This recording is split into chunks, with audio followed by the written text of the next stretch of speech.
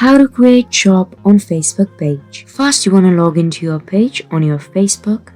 Once you have done that, this is what your screen should look like. Now you want to come to the left side. Then at the bottom you can see Meta Business Suite. Go ahead and click on that. You will now be redirected to this page.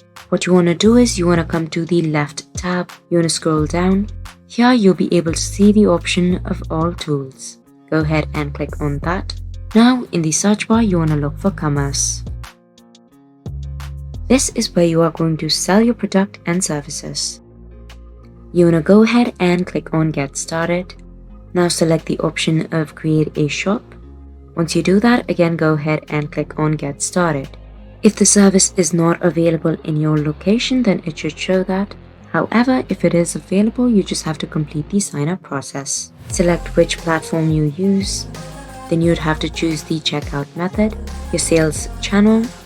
You can preview it once and then go ahead and create the shop on your page. So that is how you create shop on Facebook page. Hope I was able to help you out. Thank you for watching.